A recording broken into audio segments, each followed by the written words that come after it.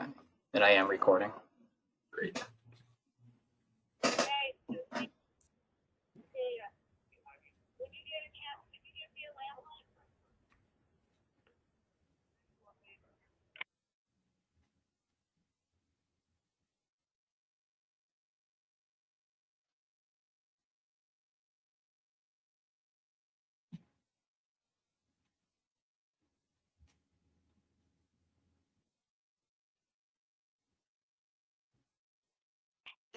All right, I got 3:05 on my end, so I think we'll get started here.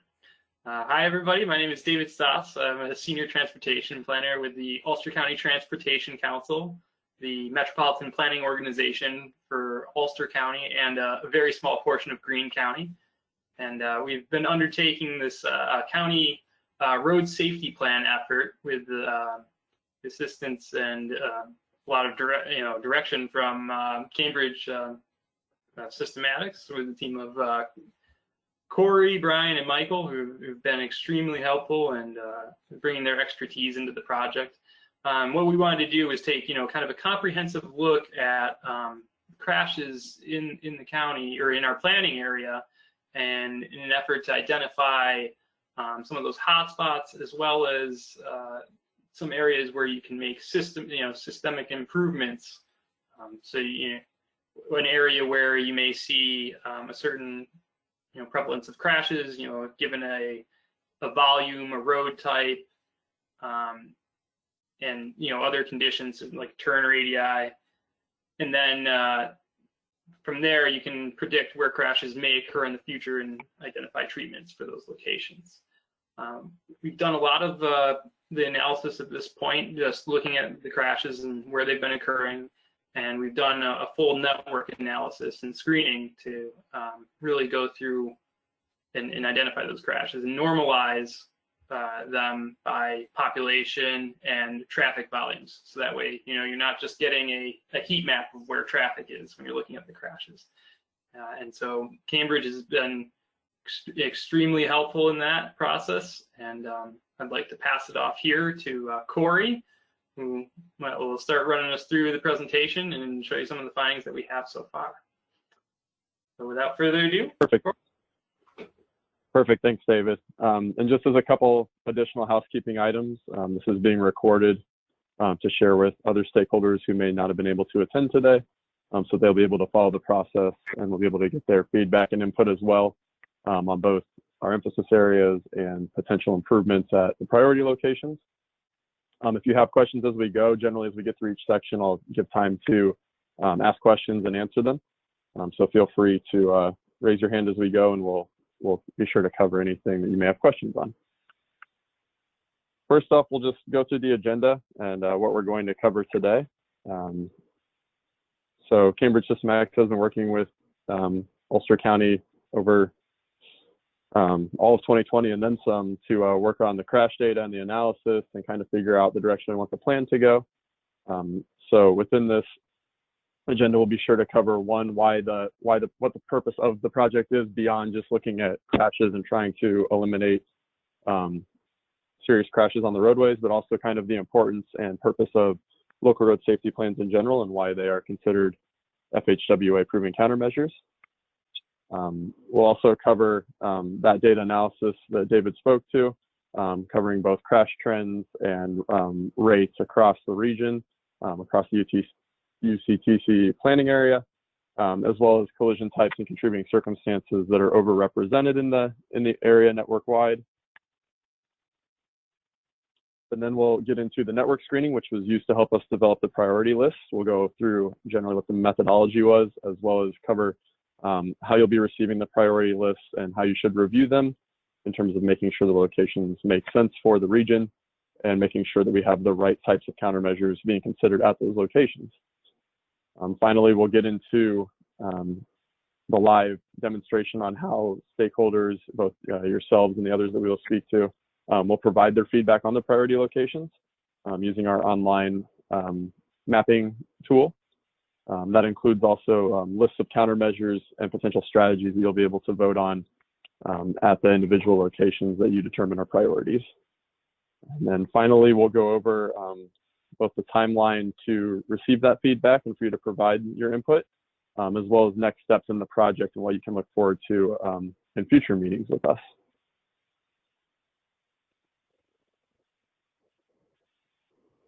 So first off, just covering kind of the purpose of this project and the purpose of local road safety plans.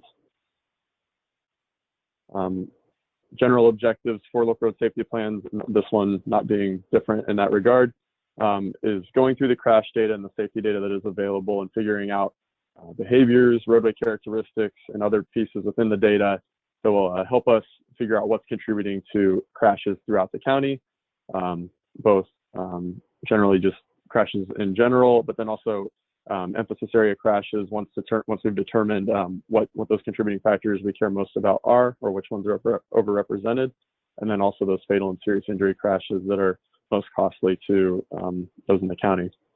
We'll also look at location-wise where crashes are happening, whether it's functional class or roadway ownership, or the types of roadways that these crashes are occurring on. That'll help us determine systemic improvements or treatments throughout the network that could be laid out systemically to address those certain roadway risk characteristics. Again, the output of developing that analysis will be to identify specific solutions, specific strategies, both from an infrastructure and safety countermeasure standpoint, as well as policy and programmatic changes that may be helpful as well. We'll look at all the E's of safety and how they can come into play. We'll then be able to provide those specific recommendations that are agreed to by the stakeholders in our technical advisory committee, as well as the Ulster County staff. Once we have their approval of the eventual solutions for those locations and for the county as a whole, they will take those to the board and provide them with actual specific recommendations that they can implement in the future. And again, encouraging that implementation through providing specific actions towards reaching those strategies and those objectives, but also providing specific projects that we can implement. So in terms of local road safety plans, again, they are considered an FHWA proven countermeasure for reducing fatalities and serious injuries. In any transportation network, it's similar to, it leans on a lot of the same characteristics as the strategic highway safety plans that are utilized at the state level, draws on a lot of the same 4 E's of safety layout. We are using a data-driven process to come up with a lot of the engineering improvements and lead us towards a lot of the actual strategies. But the local road safety plan itself is not just focused on that quantitative data. We're also looking for that qualitative input from the experts in the region like yourself. And so that kind of talks to how, a local road safety plan is comprehensive, but it also should be looking not just at the priority locations that will come out of screening the system, but also look at system-wide improvements. I mentioned systemic improvements earlier, so if we're able to identify through the analysis specific emphasis areas, contributing factors, roadway characteristics that we can go over, potentially also looking into those very low cost, high reward improvements that can be made system-wide. The groups that are generally utilized to put these plans together are very much multidisciplinary. We want stakeholders with, yes, expertise in safety and technical expertise in addressing crashes, but also looking at those other E's of safety. We're looking for those folks in policy, education, EMS, and those that can help us to address safety outside of just engineering improvements as well, to get a very comprehensive and multidisciplinary plan. And then perhaps the biggest piece as to why FHWA is listed as a proven countermeasure is that it's proactive in nature with each of the strategies. Even when it comes to the data, as I was saying before, we're not simply just chasing after single fatalities. We're not just chasing heat maps or where crashes are most prevalent. We're looking at locations where roadway characteristics may lead to future crashes, future serious crashes, and trying to address those with effective countermeasures where you're getting a high rate of return or a high benefit cost. And finally, the results of a local road safety plan, making sure the plan has specific enough actions. I mentioned implementation before, specific actions and roles that go along with each strategy. So this isn't just a plan that sits with ideal strategies, but also with the roles of who's going to make sure those strategies are implemented and what the specific actions are to make sure that happens. That includes specific types of projects, specific countermeasures that can be implemented at those priority locations that come out of the study and the plan. So where we are right now is pretty much this fourth step in the development process. We have established leadership. We've created a technical advisory committee. We're getting the stakeholder feedback to help us really identify these strategies. Again, we're going to go through the safety data that's been analyzed, some of the high-level analysis, as well as the more specific emphasis areas that have started to rise from that data. And then we'll also go over some of the initially prioritized locations and how you're going to provide feedback on those. And from that, you'll be able to identify strategies, one, to address those emphasis areas, but also to address specific projects that could help address the priority locations. And so far in this plan, we've gone through and created a preliminary data analysis that covers crash trends, both covering fatalities, serious injuries, their rates as they apply to VMT and other factors along the roadway population within the different jurisdictions. We looked for overrepresented crash types and overrepresented contributing factors. You'll notice as we go through the analysis, some of those that will rise to the top or show as being overrepresented include lane departure, intersections, non-motorist pedestrians. You'll see how those kind of rise to the top. And maybe in your mind be thinking of some of the solutions for addressing those types of overrepresentations in our most serious crashes.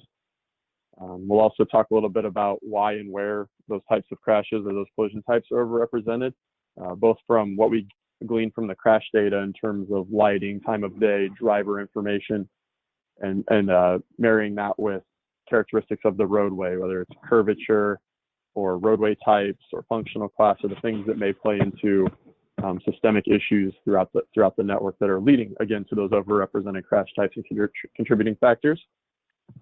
And then finally, we're getting to the point where we would like to start developing the solutions for those issues, looking both at region-wide, the types of programs or strategies that could address those emphasis areas that I mentioned, and then also specifically, we're going to take these priority lists and narrow them down to 10 locations where specific countermeasures and projects can be recommended.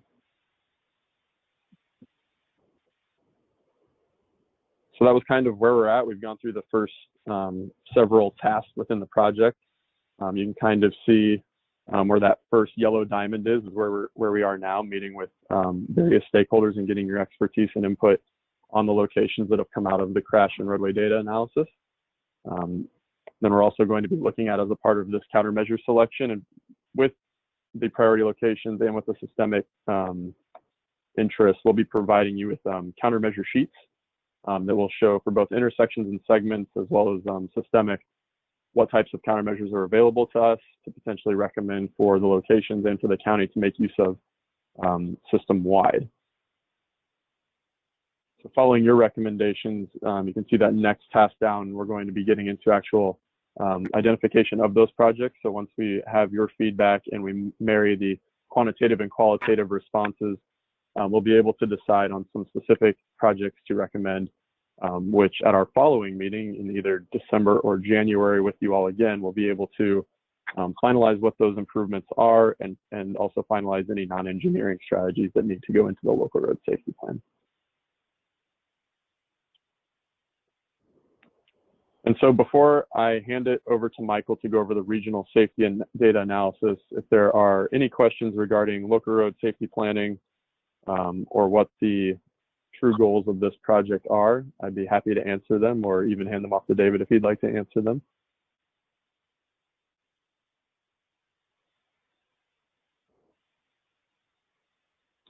If there are no questions, I will get to the fun part and hand it over to Michael so he can talk about the regional safety data. Let me give you control, Michael. Thanks, Corey.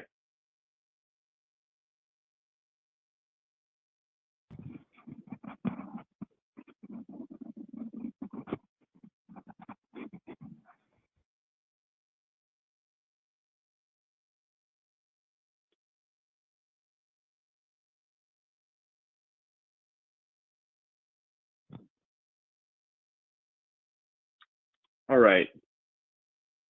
Hi, everyone. I'm going to be presenting to you today the regional safety data analysis that we've conducted for UCTC. Just bear with me a moment while I make sure that I can see the screen while I'm presenting to you. So today we're kind of going to be going over some high-level trends in the region, going through crash trends and rate analysis and collision types and contributing circumstances, kind of just providing a high-level overlook of what's been going on in the region over the past little under a decade. Understand where certain types of crashes are overrepresented. Any kind of trends that stick out, and then we're going to look into two specific emphasis areas of roadway departure and bicycle pedestrian involved crashes to kind of dig in deeper and see what's kind of leading to what's kind of driving crashes in those emphasis areas. Okay, so we're going to start with some key takeaways. Like 1 second, just want to let people know, please mute your phones or your computer audio. We're getting a little bit of feedback. If I keep hearing that, I might mute everybody and then unmute the lines when we get to natural pauses. But please, if you could, just remember to mute your phones or the computer line. Thank you. Great, thank you. Thanks, Brian, for the reminder. So first, we just wanted to start with some kind of key takeaways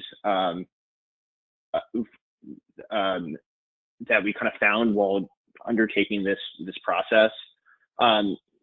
And you'll kind of see, we're going to go through a bunch of charts and tables that will kind of show some of these things. But I just wanted to, just want everyone to keep these in mind as we go through. So in general, there's some good news in that serious injuries and fatalities in the UCTC planning area kind of have generally declined between 2010 and 2016. But there was kind of a spike in fatalities in 2017, while there was an increase in serious injuries between 2017 and 2018. So there are a couple, potential trends to keep your eye on there. In terms of where, and we're really focused on crashes that result in fatalities and serious injuries here. In terms of where they're concentrated, we kind of found that that in looking at a municipality level, that there is a kind of disproportionate number of fatalities that have occurred in Lloyd, even when normalizing for vehicle miles traveled or for population. Denning has seen a notably high serious injury rate, which is another thing to keep an eye on. In terms of emphasis area, as I mentioned before, roadway departure has kind of emerged from this process as kind of one of the primary things we're looking at. Crashes that involve departure from the roadway account for about 40% of fatalities and serious injuries, where we could identify some sort of of crash type in the data. And in terms of what types of roads we're seeing spikes on, arterial roads, both major and minor arterials, or especially major arterials, tend to see the highest rates of fatalities and serious injuries. But collectors are another road type where you do also see a fair number as well. Okay, so looking on a year-by-year basis, I kind of hinted this before, but in general, we see kind of decreasing trend. The highest number of serious injuries was in 2010 over the past 9 years, but there was kind of a spike in fatalities in 2017, which bears looking at, and 2018 was the first year since 2013 where there were over 200 serious injuries resulting from roadway crashes. So that's something to keep an eye on as we look towards the future. If you look at it kind of on a 5-year rolling average for fatalities, it's been pretty steady. Once again, there's not too much variation. It's generally decreasing a little bit with a little bit of a rise in 2017. But it's somewhere around the 15 to 16 mark. In terms of serious injuries, it's kind of more of a decreasing trend when you look at it of a 5-year rolling average, which is good news, despite a little bit of a spike in the past year of data that we have. And then this graph here just kind of puts in a little bit more into context, so you can see both injuries and fatalities on the same screen, and you can kind of trace the trends together, and they're not completely correlated, but there's some correlation. You kind of saw both decreasing for most of the past decade, but there kind of a spike, as I mentioned before, a spike in mortality in 2017 and a little spike in serious injuries in 2018. But this kind of just shows you the entire picture. I think it's also important to put these numbers into context. What's going on in the state, what's going on in the country, and we only had the past 5 years of data from 2014 to 2018 to compare this for. But you can kind of see in general that Ulster County has rates of fatalities and serious injuries that are higher than New York State as a whole, but are generally much lower than the United States. The one exception to this is there was kind of a little bit of that spike in 2017, but in general higher than New York State, but lower than the United States. Okay, moving on. As I mentioned before, we kind of wanted to zero in on where in the planning area are these crashes, and we're really focusing on crashes that result in fatalities and serious injuries. Where are these concentrated? And when you look at fatalities, Lloyd and Socrates kind of emerge as kind of that have the highest concentrations on a percentage of all crashes resulting in fatalities. When looking at serious injuries, Kingston emerges, which makes sense given its population higher and higher levels of activity, as well as Socrates. And then we want to kind of, as I said before, we're always trying to put these numbers into context. So only looking at the percentage will just tell one side of the story, but it's contextualizing it with vehicle miles traveled. In this case, 100 million fatalities per 100 million vehicle miles traveled can kind of show you where fatalities are occurring at higher rates. You can see here that in terms of high fatality rates, Gardner, Olive, and Lloyd tend to stand out when normalized by VMT. On the low end, New Paltz, Denning, and Hardenberg all have really low. In the case of Hardenberg and Denning, there have been no fatalities, but all those are kind of good, high performers in fatalities. And as we go to serious injuries, once again, you'll see that New Paltz is consistently, is doing well here, and has the lowest rate of serious injuries per 100 million VMT. Here, Denning and Hardenberg, which, as I noted before, didn't have any fatalities, have seen a lot of serious injuries when you normalize by VMT. Kingston also shows up here as well, despite the fact that it has, kind of some of the highest VMT in the county. So that's something to keep an eye on as well. Okay, so moving on from municipalities to what types of roads these crashes are happening on. This is a chart that tries that's showing the number of fatalities and serious injuries in total on the right, and comparing it per functional class, and then comparing it with the annual VMT in each functional class. And what you can see is that other arterials, which are basically kind of the county's major arterials, are seeing the highest number of fatalities and serious injuries, although collector, there's kind of a high concentration given the actual amount of traffic that's going on collector roads as well, and a little bit fewer on local. If you were to add other arterials and minor arterials together, you'd kind of see even more of kind of make that a one arterial category. You'd see probably an even higher concentration of fatalities and serious injuries in that category. Okay, and so this chart, this table here, basically shows it with a kind of rural-urban dichotomy. There are about 60%, 66%, I guess, 2/3 of all crashes occurred in in urban areas. But in terms of when you normalize by VMT, there's a higher concentration of fatalities and serious injuries that occur on rural roads, especially on collector roads, as you can see here. But collector stands out as a kind of a focus area for both rural and urban. You can see kind of the red and orange signifying kind of the higher concentrations, and green signifying lower concentrations. Okay, and then another thing we want to look at is, who owns the roads where fatalities and serious injuries are occurring. One thing that kind of jumps out is that there's a very high concentration of crashes resulting in fatalities and serious injuries on NISDOT-owned roads, which makes sense because a lot of the county's major arterials that are fit into that category. Next slide. Sorry, getting my mouse here. Thank you. Okay, so this shows serious injuries and fatalities per mile.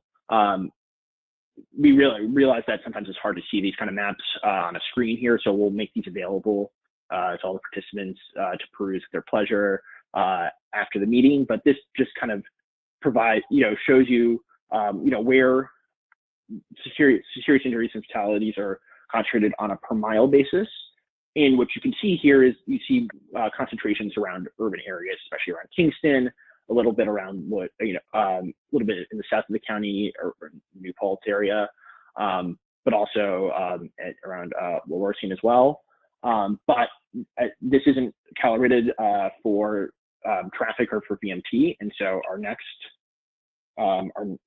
map shows that when you normalize for average daily traffic on an annual basis, what you can see is that you have some roads in more rural areas that are standing out, especially here around the Ashokan Reservoir. You see more than when you just look at it per mile. So kind of putting into context by contextualizing it with BMT makes quite a difference, and you'll see some road segments in the rural areas of the county that are seeing a fairly high rate of serious injuries and fatalities when you use this lens of analysis.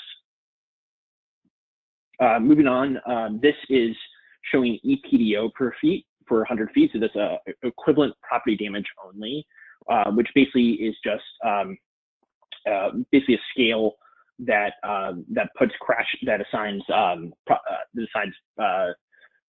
property damage values to all crashes based on their level of severity, whether they are whether they result in fatality, serious injury, or just property damage. So it's just kind of another scale of measuring the severity of crashes. And so this is just kind of another way. And it looks similar a little bit to the fatality and serious injuries chart that we first showed you, where it's kind of more concentrated in the urban areas of the county. But when you normalize it per AEDT, average annual daily traffic, you do see some more hotspots in rural areas jump out as well. And I know it's a little hard to kind of take in all of these charts just by looking at it for 30 seconds. So once again, we will make sure that these are available to you, so you can look at them in more detail and see if that makes sense to you. If that one road segment that you've driven on, does that seem right? Okay, so now we want to move from geography into crash type. What types of crashes are resulting in fatalities and serious injuries? Here you can we don't always have data available for this. So you want to just take it with a little bit of a grain of salt, because sometimes you have crashes that don't necessarily aren't easy to put into buckets. But where we could kind of make these categorizations, this is what resulted. And as you mentioned before, there's a really high concentration of roadway departure fatalities and serious injuries. It's one of the leading contributors, and so that's something we really want to focus on. You can see it, but it's still other focus areas include crashes that occur around intersections and access management, like rear end and turn crashes, and also we're keeping an eye on pedestrian crashes as well. We'll talk more about that in a little bit. Okay, so this is looking at emphasis areas specifically, and roadway departure, as I mentioned before, shows up highly, but there is also, I think, quite a bit of attention that should be shown to younger drivers and older drivers. There are a lot of serious injuries that occur to younger drivers on the roadway system, but in terms of fatalities, the older drivers are a little bit more highly represented. And besides roadway departure, as I mentioned before, there's also a sizable chunk of fatalities and serious injuries occurring at intersections. Something to keep an eye on. And so this chart here is a Venn diagram of some of these emphasis areas, and it's sometimes it's gonna be a little tricky to kind of tease out what exactly this means. So I'll just kind of point out some areas that are worth noting.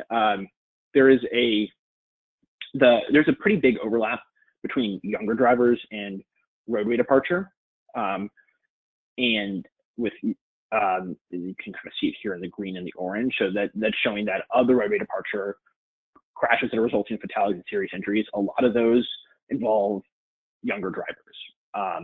And then in contrast, for crashes that occur at intersections and result in fatalities and serious injuries, there's a pretty high concentration of those that involve older drivers. So these are, important facts to keep in mind as we dive into this analysis more fully. Okay, and so we wanted to specifically tease out what's going on with roadway departure crashes because they are so highly represented in the data.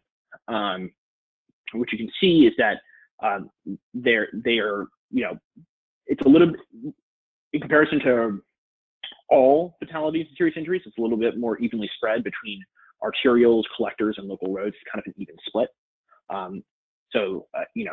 Which doesn't necessarily lead to like there being obvious candidates, but it's important to keep it in mind. And then by jurisdiction, you're seeing, a lot of fatalities that are caused by roadway departure in the municipalities of Saugerties, Rochester, and Platkill. In terms of serious injuries, it's a little bit more evenly spread, but Saugerties and Lowerstein kind of stand out. So just some kind of basic takeaways that emerge when just looking at these roadway departure fatalities and serious injuries. It accounts for almost 50% of fatalities where a crash had to be identified, so it's really worth spending a lot of attention on. You see more of these happen on local and collector roadways compared to all fatalities and serious injuries at large. We haven't talked about this quite yet, but in terms of what are the objects that drivers are colliding with, the most common ones are trees, utility poles, and guide rails. We kind of wanted to investigate a little bit what role weather and roadway conditions play. We found that they seem to only play a minor role. 58% of roadway departure crashes take place during clear weather conditions versus 66% for other crash types. So there is definitely a difference there, which I think makes logical sense that bad weather conditions, will lead to, sorts of crashes where drivers veer off the roadway, but it's not hugely significant. And in terms of weather, 73% in terms of dryness or of the roadway, 73% of roadway departure crashes take place on dry roadways compared to 82% of all other crashes. So once again, there's a difference, but it's not necessarily a gigantic difference. All right, so moving on, the other kind of focus area we wanted to zoom into here was bicycle and pedestrian crashes, and we wanted to kind of look at them separately before we look at them together. In terms of what's going on with fatalities and serious injuries to people biking in the planning area, there was kind of a spike in crashes and in serious injuries in 2012, and it's mostly gone down since then, although 2017 unfortunately did see the highest number of fatalities, but still a relatively known number with 2. In terms of pedestrian crashes, there have been 3 in the past consecutive years of data, which is higher than all the rest of the year, so that's worth keeping an eye on. Although generally the number of total crashes is going down, but injuries are also on the rise as well. So I think that's a potential area of concern there. In terms of where bicycle and pedestrian crashes are happening, and for the purpose, because there's these are smaller numbers, we've merged them together. You see a high concentration in Kingston, which makes sense given it's the most urbanized area of the county. But there are a few other areas where you might not see as many total crashes, but you see higher numbers of fatalities like Esopus and Ulster. So that's, you know, worth infographies, which is worth keeping an eye on. And then these are the types of roads where bicycle and pedestrian fatalities and serious injuries are occurring. And once again, this is a little bit more evenly spread than the data overall. But you see, if you combine minor arterials and other arterials together, you'll still see that arterials really compose the bulk where pedestrian and bicyclist fatalities and serious injuries are occurring on the roadway. But also, but there are also a decent number on collector and local roads as well. Okay. And then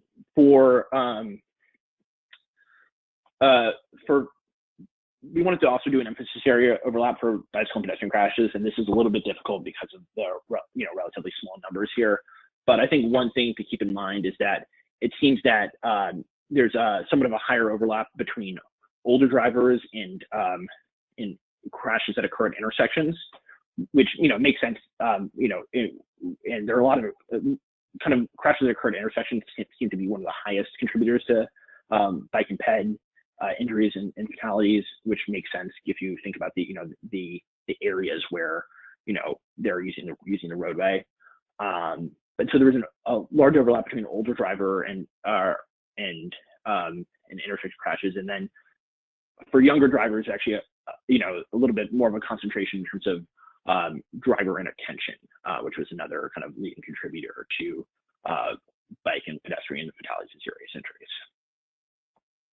So some takeaways from this area of analysis: fatalities and serious injuries for people like walking and biking tend to be more concentrated in the county's more populated jurisdictions, which makes sense. But there are a couple of outliers that are worth noting.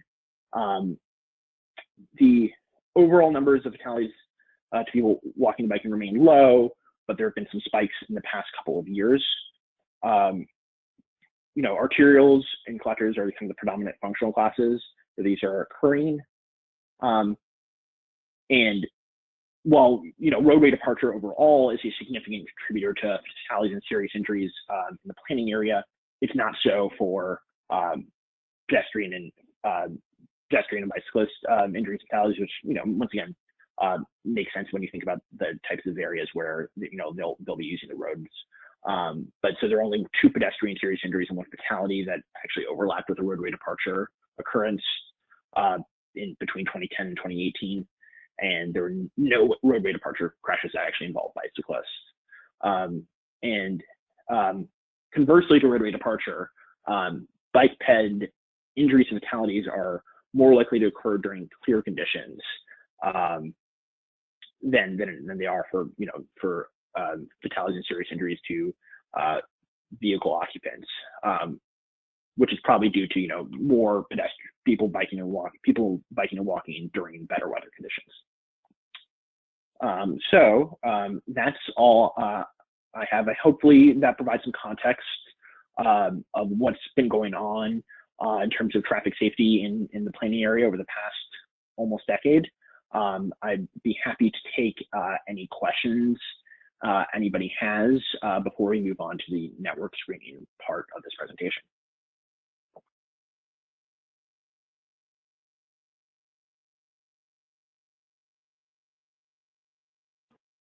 And along with any of those just general analysis questions or other things you might be curious in, it'd be nice to know from the group if there's any other areas for concern. You can see here that we've taken roadway departure and the non-motorist kind of focus areas as 2 kind of key emphasis areas that come out of the data. I think it can also be said that the collectors and arterials will also be major areas of focus as we head into some of the actual strategies and improvements that we come up with. So it'd be nice to know just from your general expertise of the area, if there are other areas of concern, if those areas make sense to you, and just to get your general feedback on that today. Hi, this is Neil Bacaz from the town of New Paltz. Can you hear me? Sorry, you sound really far away. Yeah, that better? That's better. Much better. Thanks. Better. Yeah. Took my earphones out. I noticed that we're doing really well with fatalities and injuries, but when there was one graph we talked about just total number of accidents, and so we weren't as high as Kingston that I think had maybe 500, but I think we were up there with like 116, and so is that we just have a lot of accidents where people don't get hurt? Sorry, I didn't quite hear what town are you from? Sorry, I missed that. New Paltz. New Paltz. Okay, so New Paltz, yeah, it's something we found during the analysis was that New Paltz, while the number of crashes was, overall was both when you looked overall and when you normalized for VMT for population was kind of middle of the road. There were fewer crashes involving that resulted in fatalities and serious injuries, which I think is a good sign. As a college town, maybe there are fewer people that are people are driving slower when on the roadway, and that could be a contributing factor. But we don't know that for sure. That's but we did definitely notice that there were fewer fatalities and serious injuries that were occurring in New Paltz, which is a good sign. We're middle of the road. I thought we were higher, but I didn't get a chance to look at all of the other towns. I know we're lower than Kingston, but we were a lot higher than, we had 116. Some towns had, half dozen. So I thought we were higher, but if we're middle of the road, that's okay. We should also point out, as we once we give the slides out after this presentation as well, you'll find that there are a couple of data slides additionally in the presentation that we didn't go over just due to time today. But within that, you'll find fatalities and serious injuries per total crashes. And from that, you'll find that New Paltz performs very well in terms of their crashes not being on the more severe end, especially when it comes to serious injuries. They're one of the lowest in terms of serious injuries per your number of crashes. All right, thank you. Sorry to that plays into that for sure. No problem. Great question. Good question.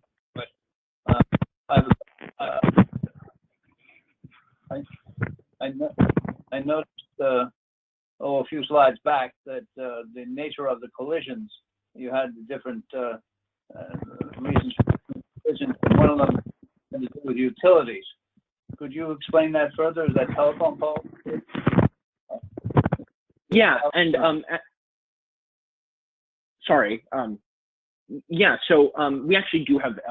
I think we do have a slide that actually covers that. That is in the fuller presentation, so you can take a look at that. That actually goes through and shows what the exact distribution of objects that are collided with. But as when I said utilities, yeah, utility poles, so telephone poles, etc., were one of the, along with guide rails, were kind of some of the main kind of end objects that were collided with as a result of roadway departure crashes, if that makes sense. Okay. One other question. There wasn't much on weather conditions. Is that an important factor?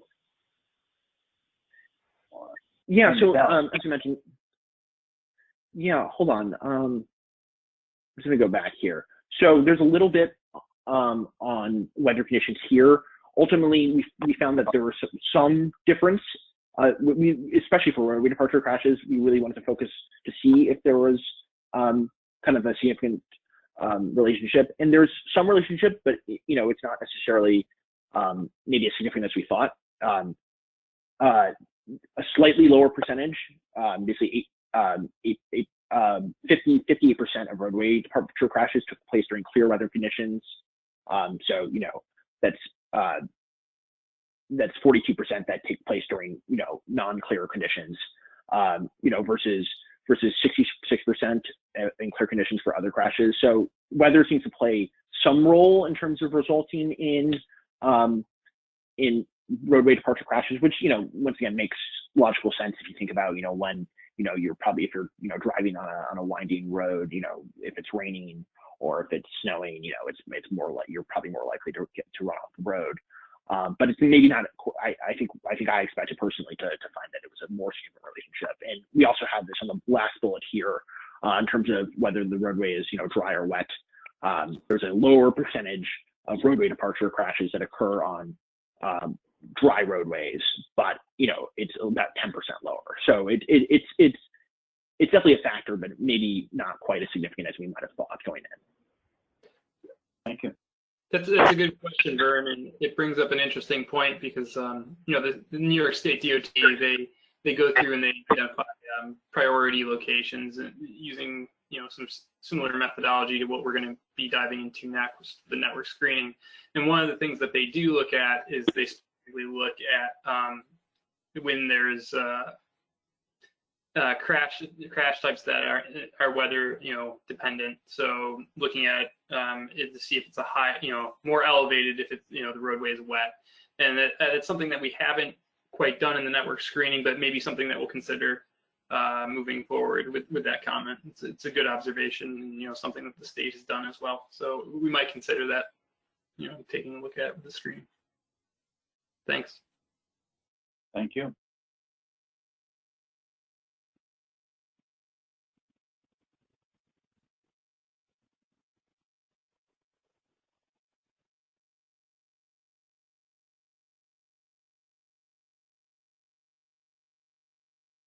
When may you have the slides available?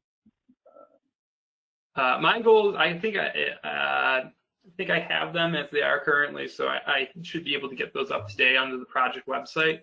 I already have the preliminary presentation up there, as well as the literature review that was done for the project. But I'll be sure to get this up if not today, tomorrow. It'll be up. Thank you. Thanks. Do we have any idea what time of day the off-road departures are happening? Is it nighttime or daytime or the middle of, rush hour?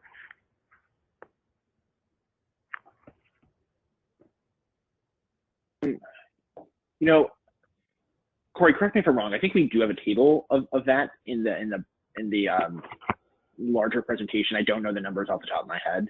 I don't know if we did for roadway. I know we did for non-motorists specifically, but for roadway departure, it's definitely something we could look into.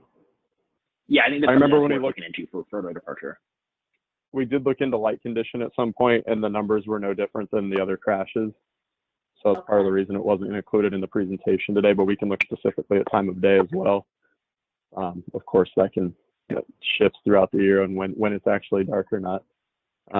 But still interesting data to have, and we can definitely include that easily. I'm going to assume fall's coming, that the animal reasons will be coming up quickly. Definitely.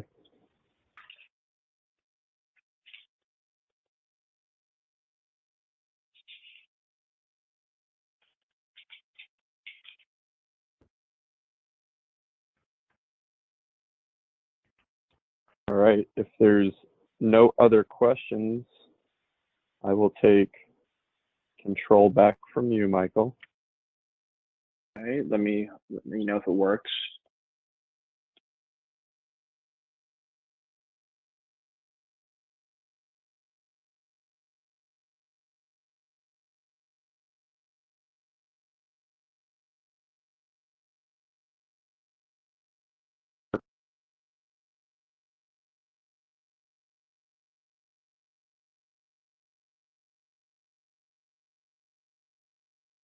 Can everyone see my slides?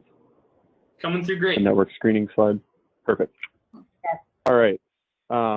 So while that system-wide analysis is super helpful in leading us to some of those emphasis areas and those potential systemic treatments that we can use to address them, as well as driving some of those larger strategies that will go in the plan that aren't for infrastructure, another important approach to safety is doing what we call a network screening and determining priority locations throughout the network based on certain criteria that we've developed. Some that take into account crash severity, some that take into account crashes that are normal in severity, they're normalized by AADT and other factors like that. So we can try and address those locations that have what we call the highest potential for safety improvement, where if we are to go implement certain countermeasures, we stand the highest chance of reducing fatalities and serious injuries in the future.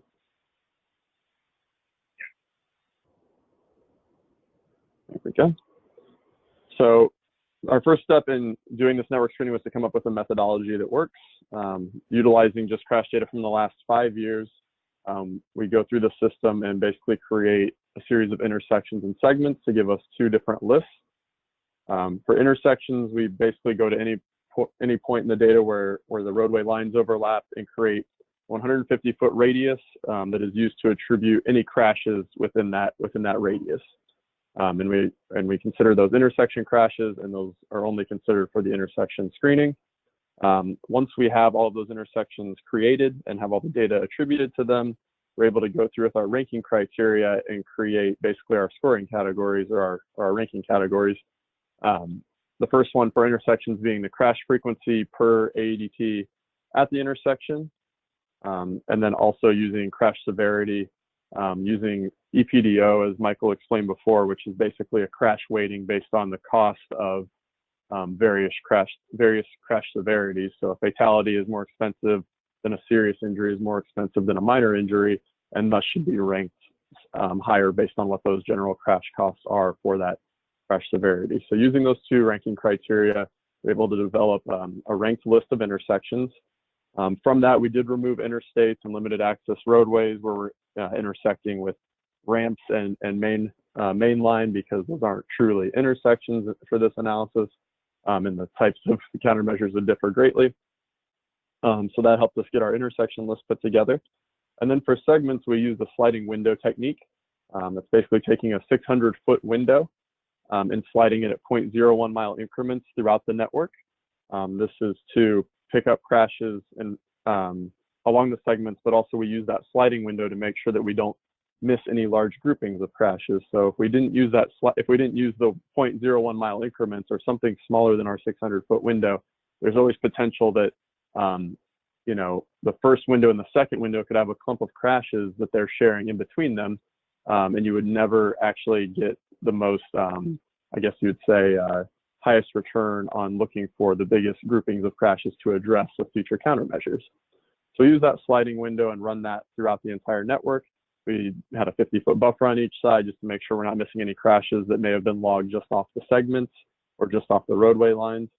And then also we use a similar ranking criteria to rank our segments. Again, using crash density, which is just crash frequency per the length. And again, that's per AEDT. So we're getting that normalization in there so that roadways in the more rural areas or less traveled areas are still getting the same consideration that those in the more urban and congested areas get. And then again, our second criteria being that crash severity, again, since it's a segment per mile or per length that we're considering. And again, we're using the equivalent property damage only values. So again, the more expensive severity crashes, the more they're worth in this criteria.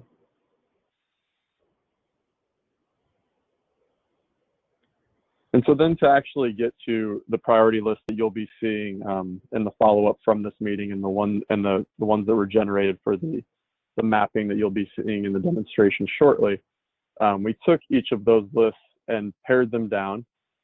First by adding in, I know I mentioned that AEDT was added to the criteria. We basically took the roadway characteristics using the roadway network file and merged them into our list. Took things like ADT and speed that aligned with them on the network file, but also for those locations, as we often find in local roadway data that are missing, we were able to use functional class and jurisdiction to get averages for certain functional classes. So if a roadway or location was missing speed, we were able to get that by using their functional class within that jurisdiction to grab an average of those in that same jurisdiction, give us a reasonably close number to work with in terms of trying to see if that location should be ranked and how it should be considered. Similarly, just to be consistent with NISDOT and the methodologies that exist, we use the PIL and the PII thresholds for both segments and intersections to create a minimum cutoff, which looks into crash totals and crash rates so that we're not including locations that basically just have one serious crash and no traffic, so that catapulted it to the top of the list. We wanted to get locations that had significant numbers of crashes and crash rates that fit within the NISDOT methodology, as these locations will likely be recommended for improvements that we want to make sure meet the HSIP standards. And then finally, for the segments, because we use that sliding window methodology, we end up with a giant list of segments that are considering overlapping crashes or overlapping groups of crashes. And so you could potentially end up with, many locations that just overlap and count the same amount, the same specific crashes, and those could end up highly ranked in our list. And of course they did. So to consolidate those lists, we went through and made sure that no locations that were overlapping were left on the list for your consideration. There will be some that abut each other that consider completely different groupings of crashes, but we thought it was important to also include locations that back up to one another so that they are being addressed within these countermeasures as well, because likely their improvements will affect one another. And so I have here for the top 50 locations for intersections and segments. When you get a look at them, the first thing, do these make sense? You'll be going through the mapping tool with access to the location and the ability to survey, is this a high priority location in my mind? Is it middle of the road or low? And then also you'll be able to suggest potential improvements at those locations using a list of countermeasures that we will share with you to help you give a better idea of the types of countermeasures that are being considered. And Brian will talk a little bit more about that as he goes through the online mapping tool, but it's something to keep in mind as well as you're looking at the general list. Do these make sense to me as a priority for our region? And again, I don't think you have the countermeasure sheets yet, but when you do, if you have questions about any of the specific countermeasures, there are a lot of links and resources on those sheets to help you kind of figure out how they should be used. We're also providing crash information for the locations to help kind of link the two together for you. But as you go through them, if you have additional questions, we are happy to answer them. And so before I hand it over to Brian to go over the ArcGIS online tool, are there any questions regarding the priority location selection methodology?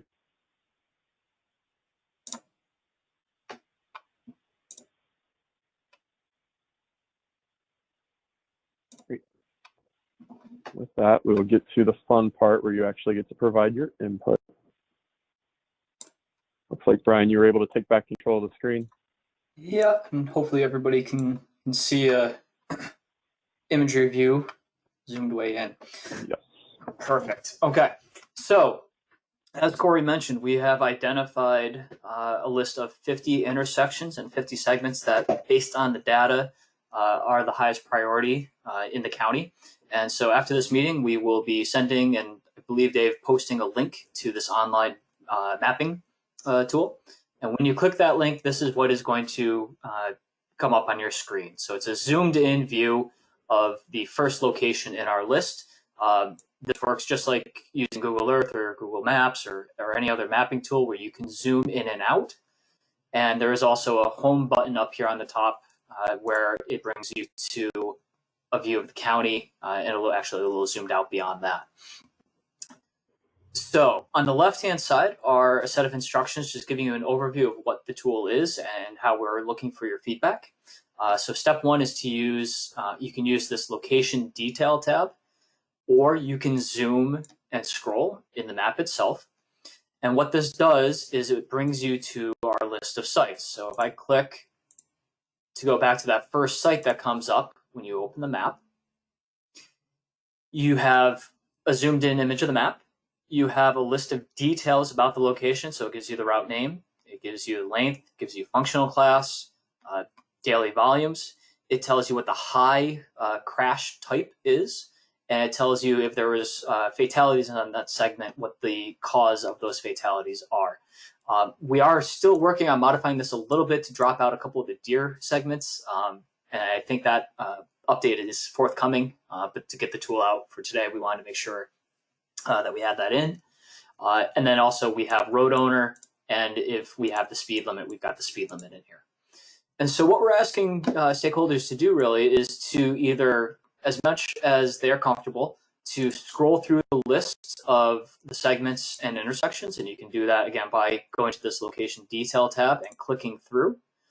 Or again, you can zoom. So if you're from for example, Neil up in New Paltz, you could zoom into New Paltz, and if you're more comfortable, more familiar with those locations, click on the location, and you'll notice on the right-hand side of the screen a number of things pop up. So there's a location number that gets automatically put in, and that helps us on the back end of this to connect these locations to any comments that we receive. Again, it tells us the location, either the intersection or the segment name. And then we're asking you, is safety at this particular location a high, a medium, or a low priority? And again, this comes where we're looking for your more intimate knowledge of the system. If something is, for example, if this segment has been a worry in your community, and you understand that that's a high need, we click a high need. Alternatively, maybe something's been done nearby where this is no longer a big concern, or there's been some other measures taken, increased enforcement, for example, or something else where this is now less of a concern, and you can click low.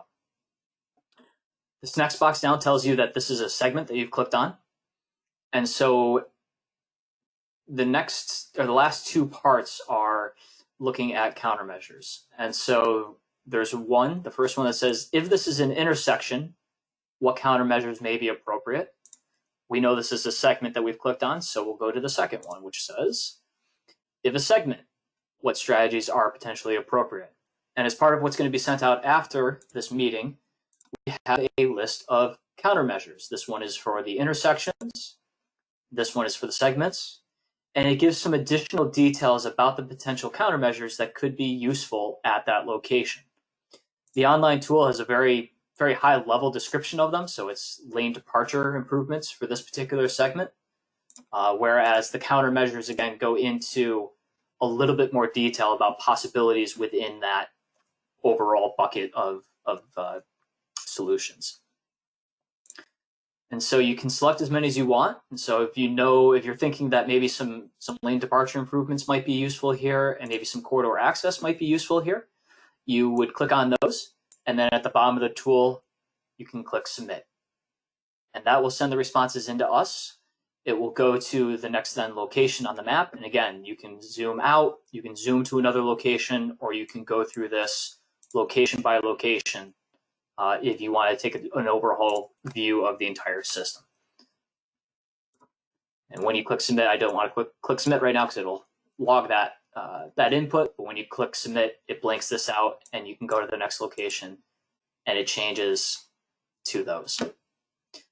So that is the online feedback tool in a nutshell. There are a couple of tips on here as well under a different tab. So it lets you know when you're looking at the map, anything in blue are your roadway segments. Anything in red are your intersections. Zoom out a little bit to find one here. Go down and let's see if I can get out far enough and find New Paltz, for example. Ooh, there we go. Zoomed in here. And you can see, again, a couple of intersections and a couple of segments pop up as you're headed into New Paltz. And again, you can click home at any time to get back out to the county-wide view. I will pause there if there are any questions about the tool. I will note that we've, at this point, limited feedback to just the 50 intersections and segments through here. But if you do have any particular questions, or if a critical concern for your community is not popping up in this list, please send an email to David, and he will forward that on to the project team and make sure that we're responsive to something that's not on this map. But we do want to focus the input onto what the data has told us at least are the top segments and the top intersections in the county.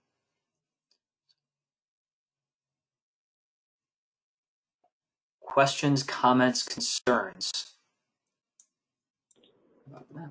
Can you repeat that? Which part? No, that's all right.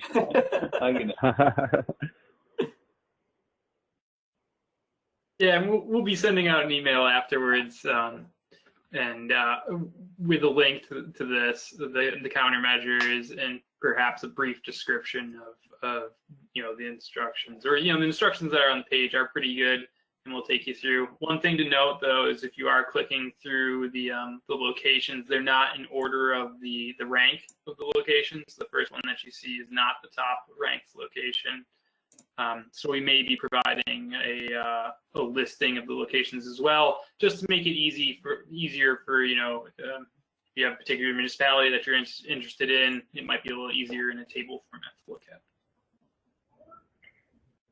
So are you looking for us to just do the survey on those areas that we're personally familiar with, or shall we ride around to some of these locations to get an idea for some feedback on them?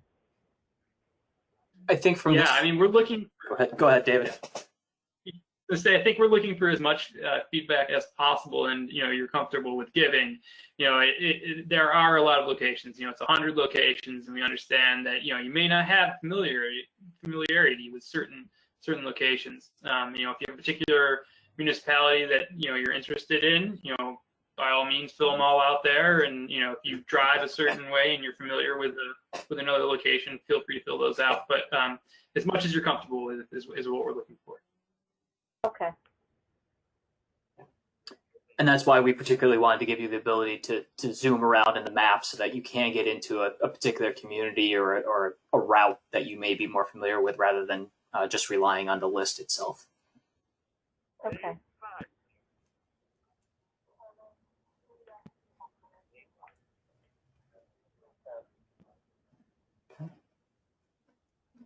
Any other questions on the map? If not, I will, I think, turn this. Is that the last slide, Corey? Are there any other slides? Yeah, there's left? one more slide, just the meeting wrap up. And it's probably can just go straight to. I can throw that up on the screen real quick. Yeah, thank you.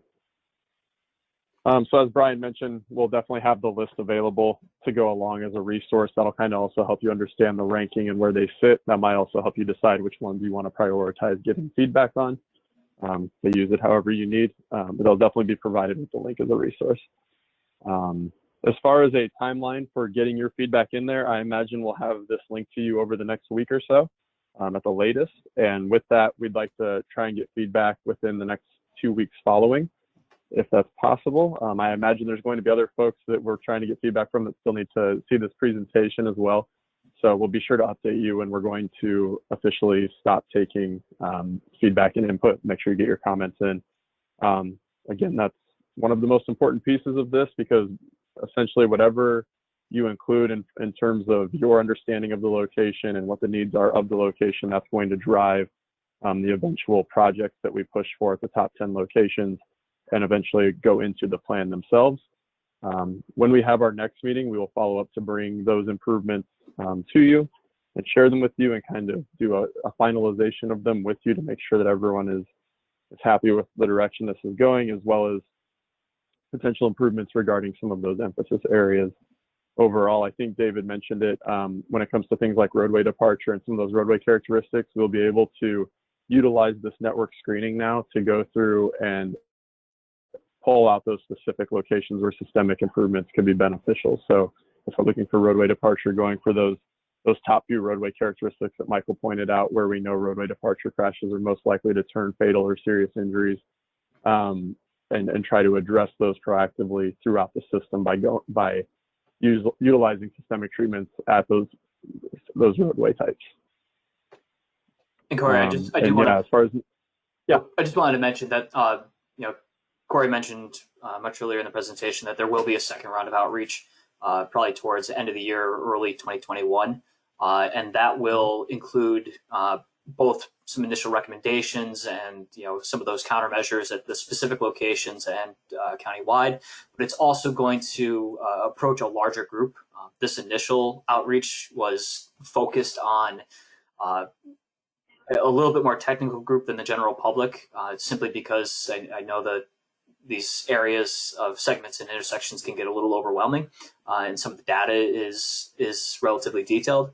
That second meeting is going to explore in more detail some of the potential education factors, some of the enforcement factors that may play a role beyond just these engineering or project construction type recommendations.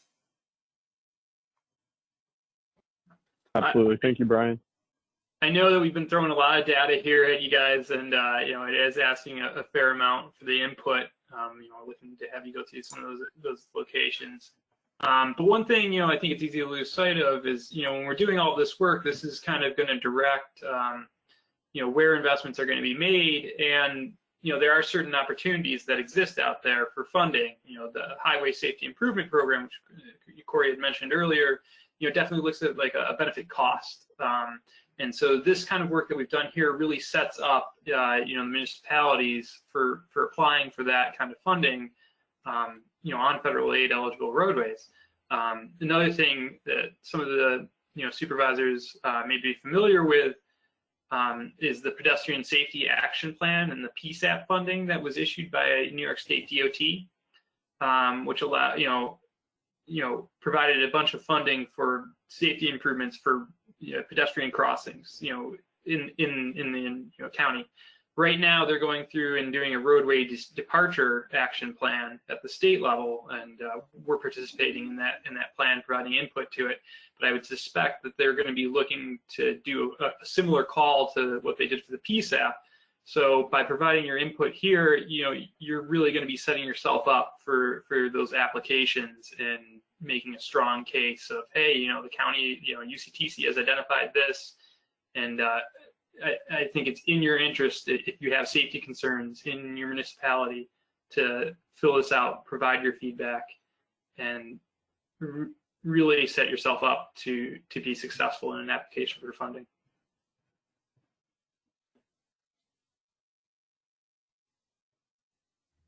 Perfect. And so as Brian said, next step for us is getting that feedback from you. And then again, we'll be meeting in towards the end of the year, if not January. If you have any questions along the way, again, you can always get a hold of myself or Brian, and as well as David, to ask any questions about providing the feedback, specific locations that maybe didn't make the list, or just general interest in the emphasis areas or other ways we can splice the data that might help your understanding. But thank you all for joining us today. Really appreciate it. And any feedback, really appreciate any feedback you can provide.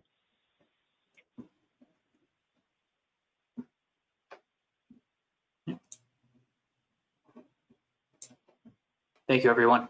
Alrighty. All right. Just want to thank the team again, Corey, Michael, and Brian. You guys really did a fantastic job. I know it's been a long effort here, and we really appreciate it. And I think the product's really shaping up well. So thank you for that. All right.